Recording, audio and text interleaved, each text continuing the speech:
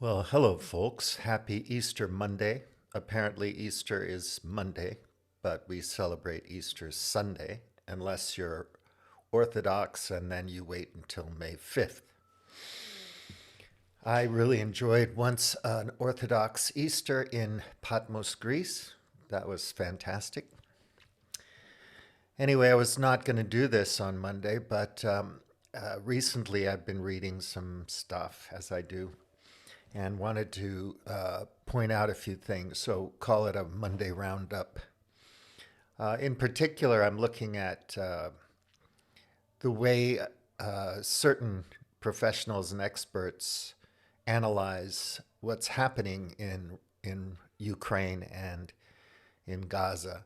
So the causes, the lead up, the deep history, as well as tactics, strategies, military doctrines, equipment, and so on, philosophy. So basically, the idea is that America's really good at making really complex, high tech stuff that require well trained professional operators to man and use and maintain.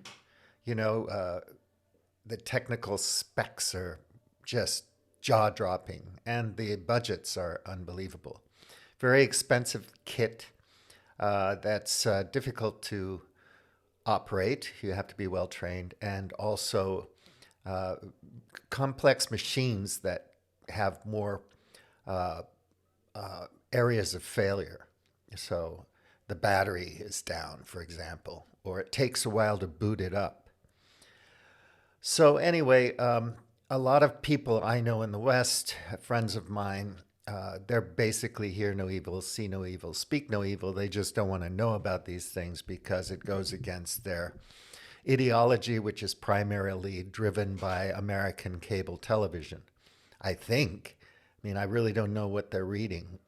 But anyway, if you try to point out things of a more nuanced nature, or yeah, more nuanced nature, they'll just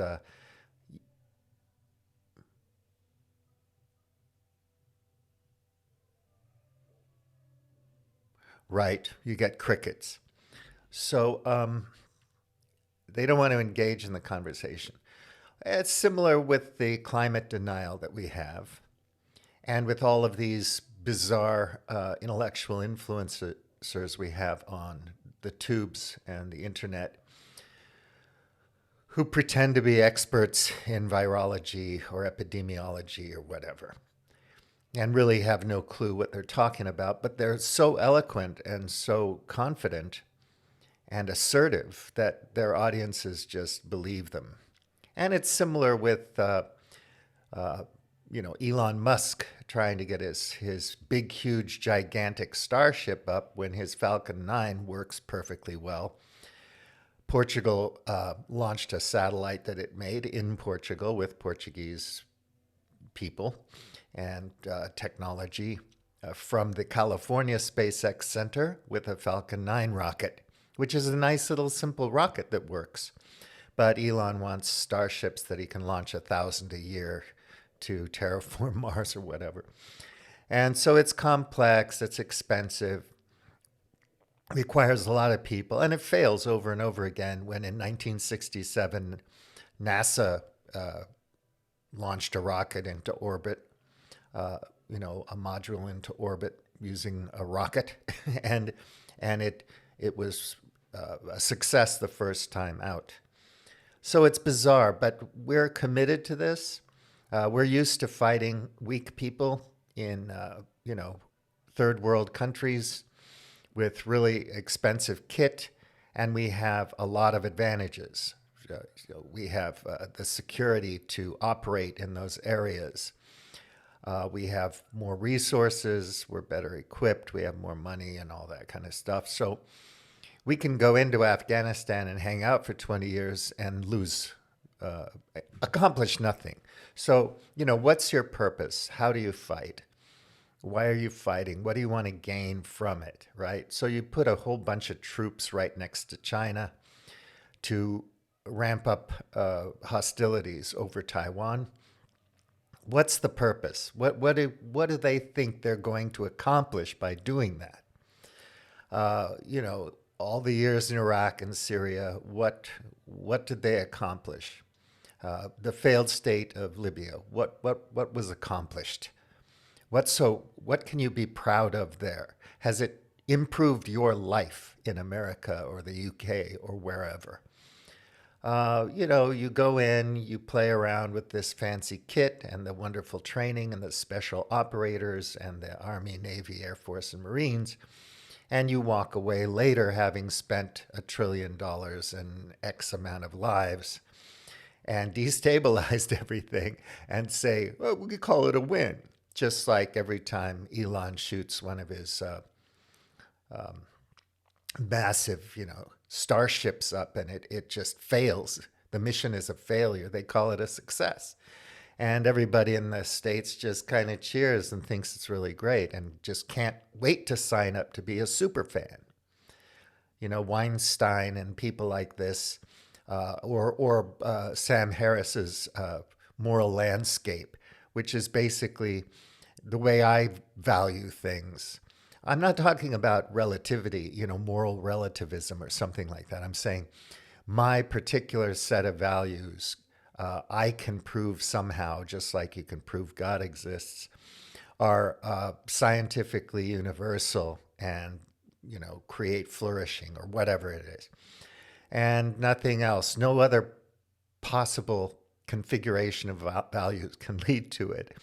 And then if you're watching Sam Harris talk about the moral landscape, a game you should play is do a shot of vodka every time he alludes to an Afghan woman in a burlap sack or some Muslim woman or a Yazidi woman being kidnapped by fanatical Muslim militants. Every time he mentions that, take a shot of vodka, and you'll find that within the first 10 minutes of the conversation, you're already pretty lit. You'll probably be on the floor passed out by the end of an hour and a half conversation. But I'm not saying that his idea that Islam is the mother of all bad ideas is totally incorrect. I'm just saying, look, it's a religion like many others, and billions of people, over 1 billion people, adhere to it. So there's that. So while we're failing to confront reality, a lot of us think that the thing we should be doing is metaphysics. We should be consulting the stars. We should be jumping through the multiverse. You can take courses online to jump from one universe to another. Astrology, all kinds of religion. That's where we should be going because we don't want to confront the challenges of global heating and climate change. We don't want to confront the dangers of nuclear war. We don't want to confront our idiotic approach to warfare or international economic competition.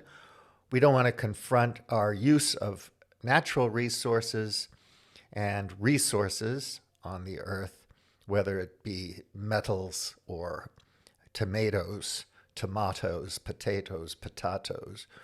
We don't want to confront the hypocrisy and the madness going on in the land of Israel due to just plain ideological adherence and, I don't know, some kind of crazy idea that, you have to be stubbornly correct even when you're wrong.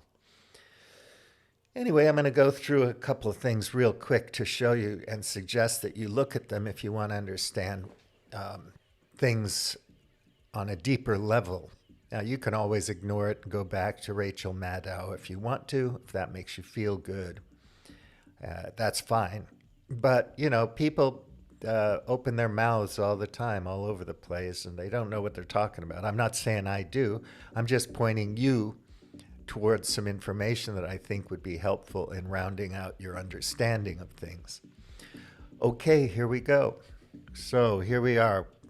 First of all, let's go back to the fallacious reasoning and logic. So it's always fun to go and remind ourselves of these common fallacies. This one is common theistic fallacies, answers in reason, anyway. It's a nice article. It's Answers in Reason website. And, argument from incredulity, appeal to ignorance, begging the question. I see a lot of this, a lot of times with intellectual influencers who should know better, but you get this begging the question thing going on. Straw man ad hominem, we all know that. Equivocation, I see this a lot. So I see intellectual influencers like Jordan Peterson equivocating all the time.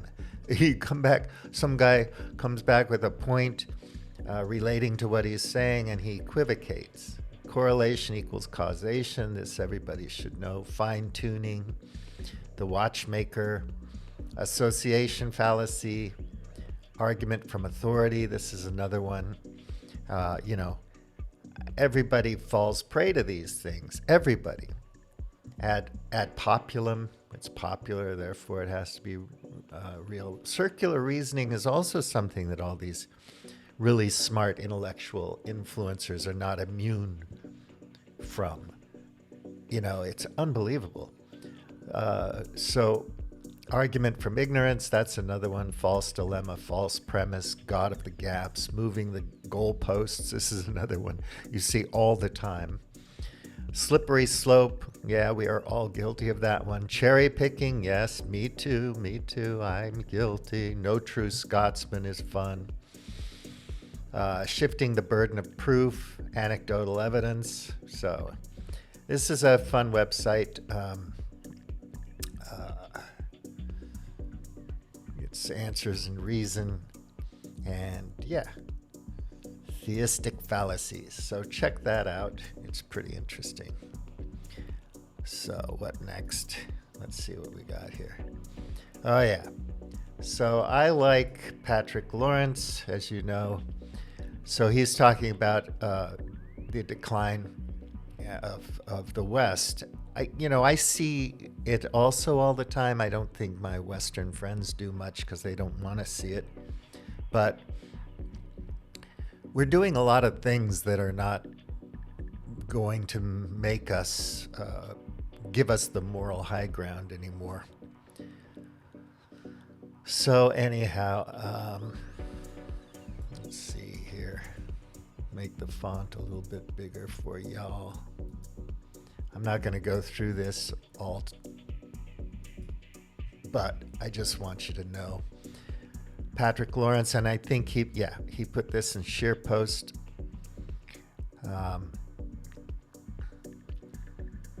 There's more, the decline of American civilization. He's talking about this article in the Pacific Magazine, New York Times. There's more bad TV than ever. It's available everywhere, and it's making us fat, lazy, selfish, and stupid. And more about the international rules-based order, which we'll see later. You can have an order based on law, full stop. What is the letter of the law?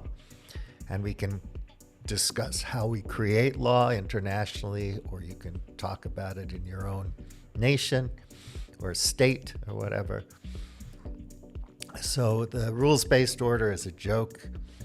It really is. So anyway, he goes through this. It's pretty good, I think. And I'd suggest that you read that one. So what else is here? Again, as you guys probably know, I'm a fan of Chris Hedges. I think he speaks the truth sincerely.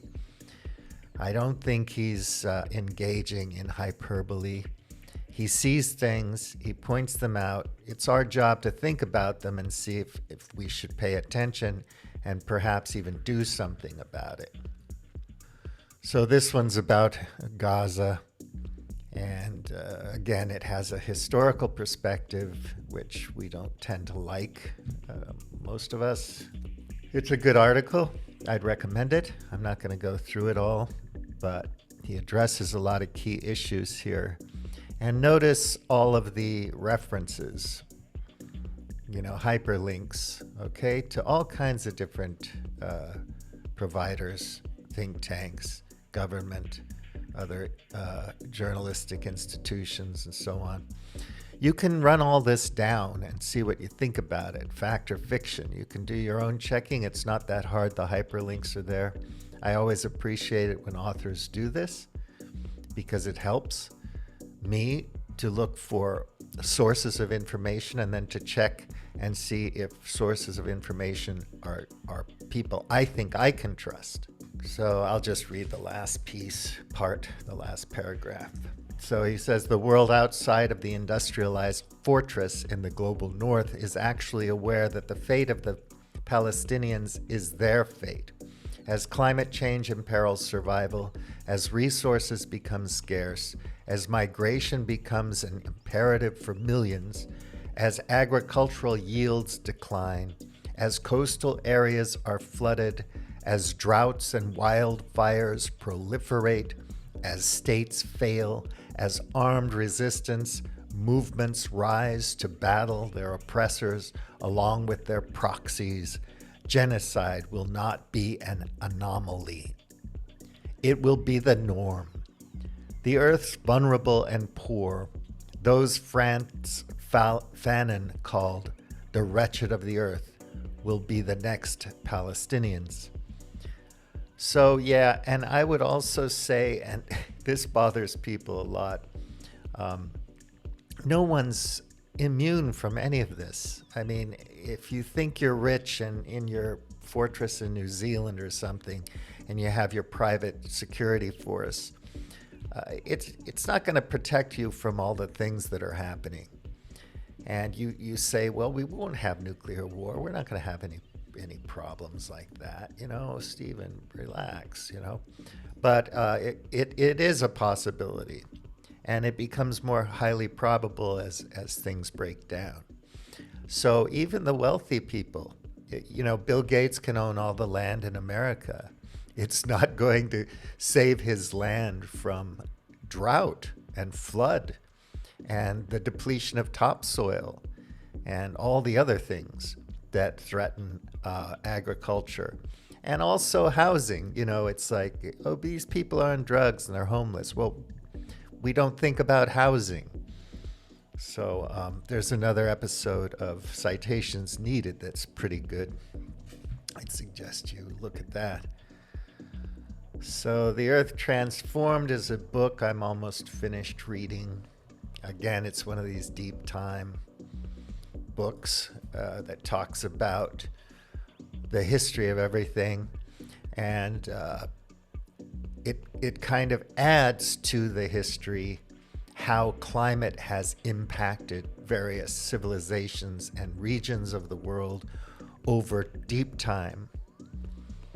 And not oddly enough, it actually has a big impact.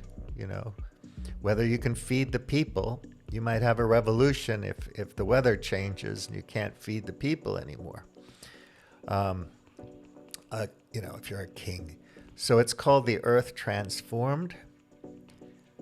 And Frank Copan is the author. He also wrote a book called The Silk Roads, which is an excellent book.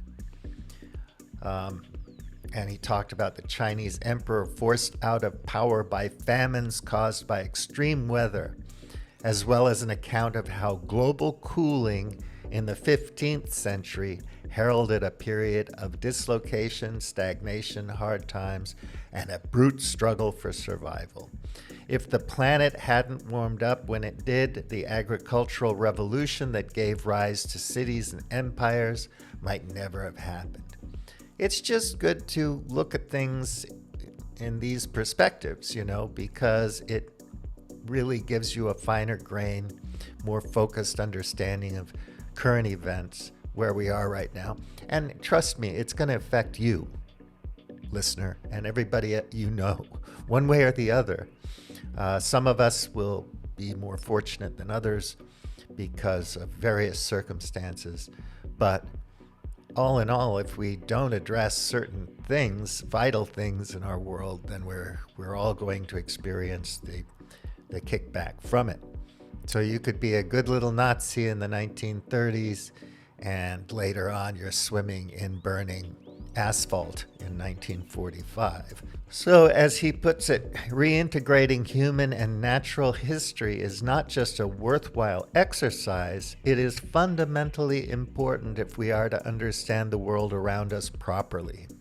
Every one of its 700 pages, The Earth Transformed, shows this worldview to be flawed. This is up here. But he says, as Frankopan pointedly concludes, the environment is the very stage on which our existence plays out, shaping everything we do, who we are, where and how we live. And if the theater closes or collapses, that marks the end of us all. Now, catastrophism? No, it isn't. We have the tools, we have the ability now to mitigate these problems. We don't have to just get hit by a hurricane and say God did it. We can actually predict them better. We can prepare ourselves for when they hit, and we can survive them, just like we can survive pandemics. We don't just say bring out your dead. God's mad with angry with us. Get the seers out. Consult the runes or whatever. We have better ability to look at these things. Yeah, guerra total in Portuguese. So again, this author is pretty amazing. Simplicius 76 on Substack. He does really good, up to the minute reportage and analysis of what's going on in the world, especially the wars. You would learn a lot from him if your fragile ideological sensibilities can allow you to learn something, to gain more knowledge and understanding of what's going on in the world. If that means stepping out of your box or out of your bubble, silo, if it means turning off the TV for 45 minutes and reading something else, it's good for you. I think it's good for you. It doesn't mean that you're a Putler fanatic or fan, or that, you want to move to Russia, or you want Russia to take over the world, or China to take over the world. You want to understand the empire's adversaries. Are they really that stupid? That it's so ironic, as I keep saying, that American pundits will say, well, they're so weak and they're so stupid and all their stuff is so cheap and they're so far behind us, and yet they're so scary, they're so dangerous, they're an existential threat, and we have to kill them. So the most inane of these, he's talking about important distinctions long overdue in the making as pertains to a topic of much confusion and misunderstanding to a great many people. There is an inherent misconception about the conceptual differences between Soviet Russia military systems, read weapons, and those of NATO Western equivalents. Endless debate has been made not only about which side's weapons are better, but the doctrinal purpose behind their respective philosophies. The most inane of these debates revolve around the reductive arguments that Russian weapons are made to be mass-produced and cheap, like some chintzy dollar store toy, while Western weapons are made to be high-value, advanced, but prohibitively expensive complexes. So he goes through here. There's a lot to say, and I just don't want to keep you too much more than, let's say, a half hour, so I'm not going to read a lot of this.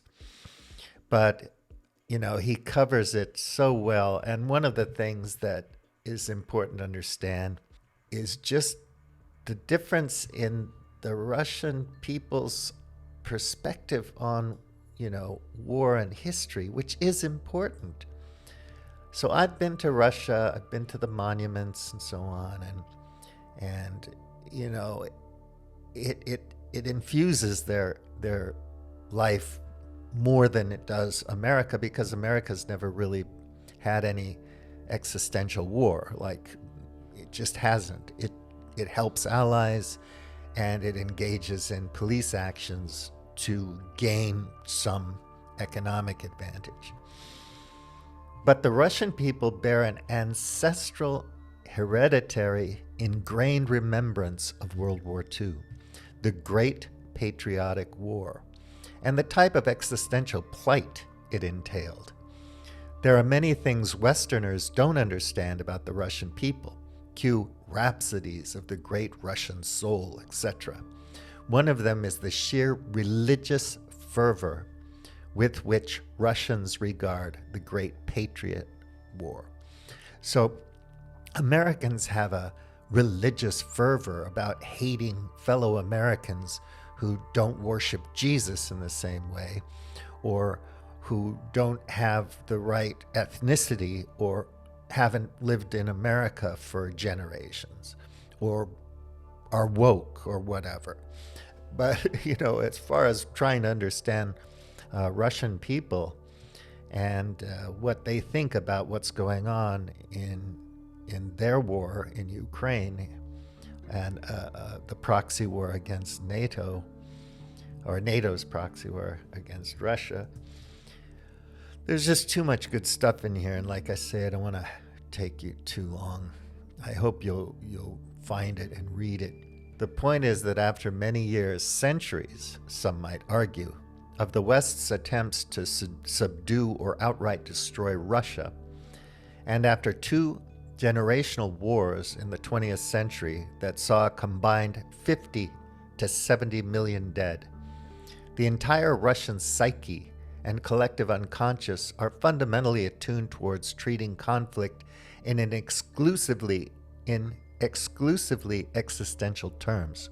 For Russia, there was no small, meaningless conflict or military adventure like the U.S. was so fond of pursuing.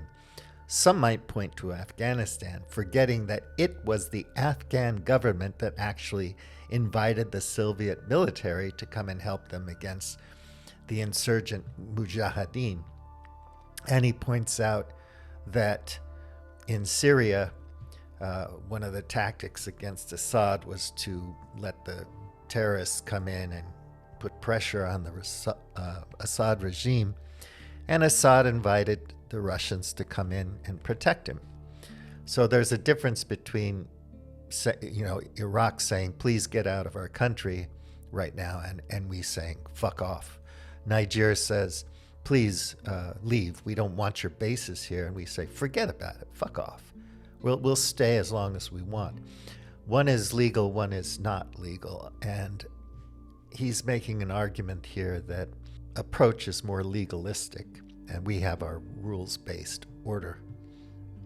So you have a Kalashnikov here, as opposed to really, really complicated weapons in the States, and he talks a lot about that, the difference between how complex the Javelin system is, for example, when compared with other systems that do similar things on the battlefield. So problems happen, if the system is you fire at such a short distance that the warhead won't arm, you've got a problem. Or it breaks getting out of the car. Or, it's dumped because you couldn't figure out how to use it. And this is documented in the war right now. Then he talks about tanks and the differences between equipment. And, all of this is put into this context of what's the strategic, what are you using this stuff for? Is it a complete total war strategy, or is is it something else where you're just fighting insurgents and you have a secure base of operations in the back that you can fight from? He talks about supplies and the industry behind everything. You have examples of how the different systems work. Their systems are amphibious and easy to drop from the air, and so on and so forth. Anyway, it's all pretty damn good information, verifiable, easy to track down sources, and so on and so forth. There's plenty of ways to verify the information. So these are Russians loading stuff onto a train. This is a big fancy loading vehicle that we use in America, okay, to load stuff.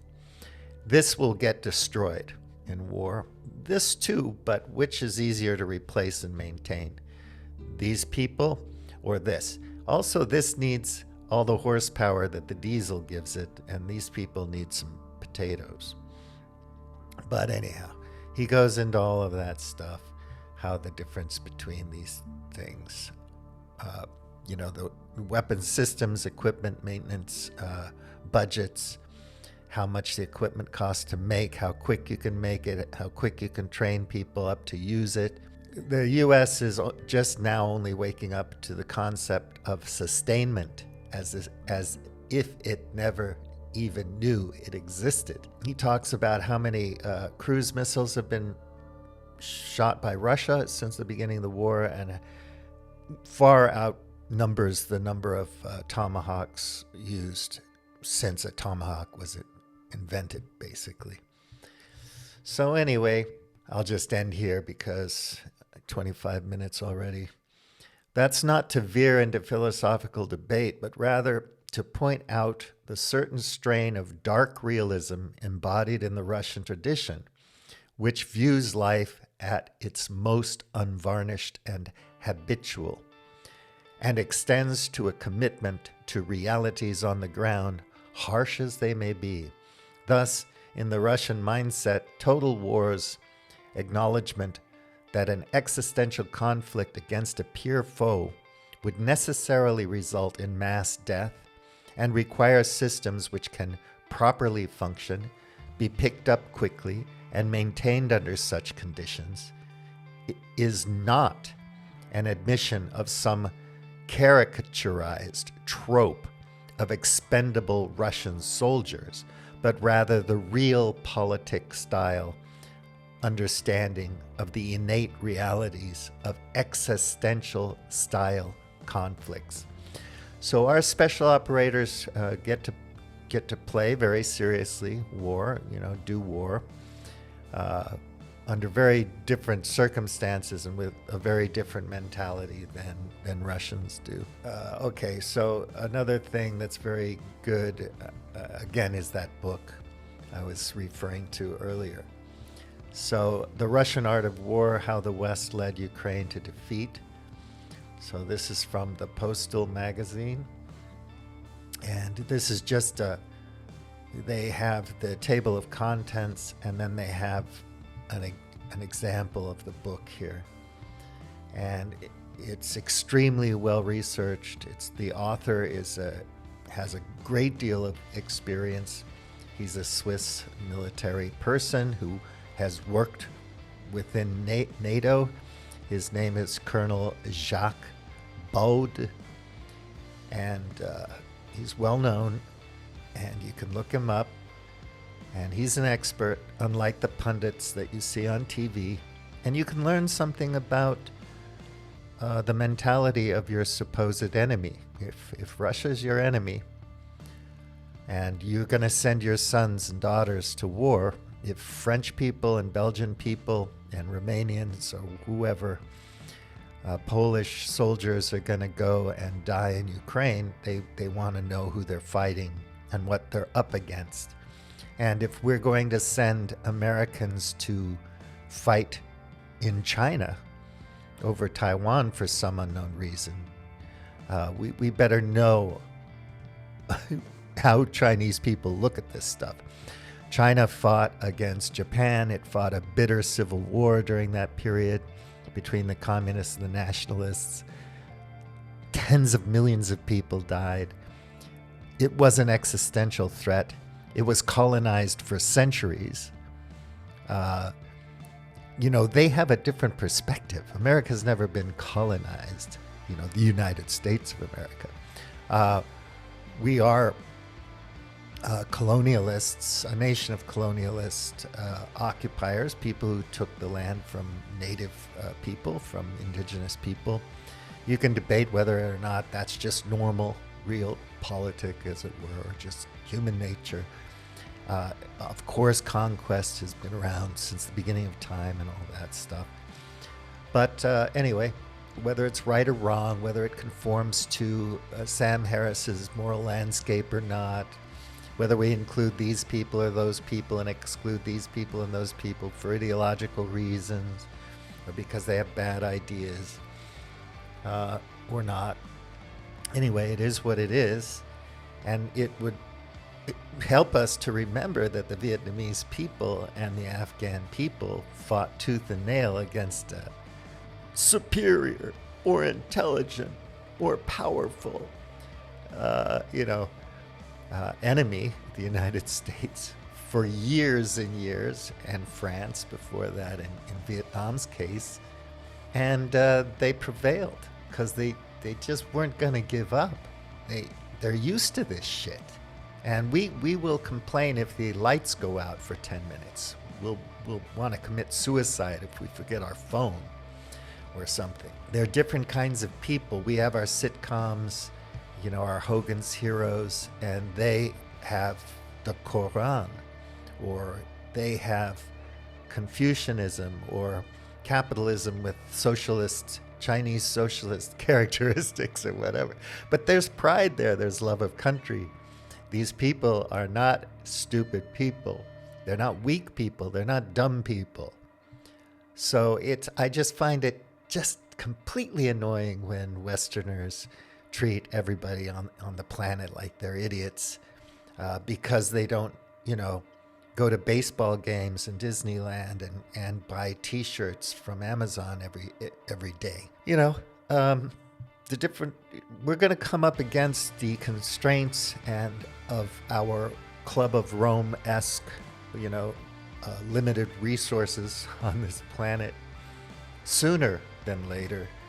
And so you might want to do something to psychologically, emotionally, spiritually, and physically and financially prepare for it, because you don't know when it's going to happen. We can't predict a black swan, okay? You don't predict the exact date when Jesus is going to come back and save us all.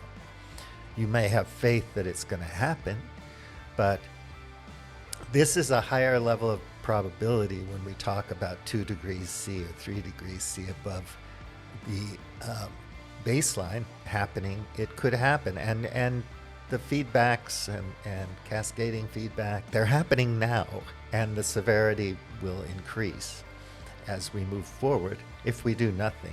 But instead, let's concentrate on these wars and on misunderstanding our said enemies, and thinking that the way to compete with Huawei is to sanction them and try to destroy them. Or, we have our social media companies that damage our children, but, at least they're not Chinese. They're not made in China, and it's just madness. Elon Musk's electric car is a thing of beauty. But those Chinese electric cars, oh my God. It's a threat to the universe as we know it. I think you get my drift. I hope you do anyway. This book is worth reading if you're interested in this stuff. If not, just go here to this postal article about it. You can Google the title and find out information about it. But these perspectives are absolutely essential if you're going to understand what's going on in the world. And if you don't want to know, that's fine. Concentrate on whatever, your golf swing or baking cakes or, whatever you got to do. Maybe you need to figure out a place to sleep in your car where you won't be treated like a criminal or something like that. Or maybe the creek bed dried up and you're going to have to migrate to some other region in order to have water to drink. Different people have different challenges. And so I have the luxury to read this stuff, and I want to share it with intelligent people that I know and who don't seem to want to pay any attention to it. It's not a Cassandra complex. If you listen to me or don't, doesn't really matter. But I think it's interesting, and that's why I'm sharing it. So anyway, take good care. Have a good Easter Monday. Bullion Tea out.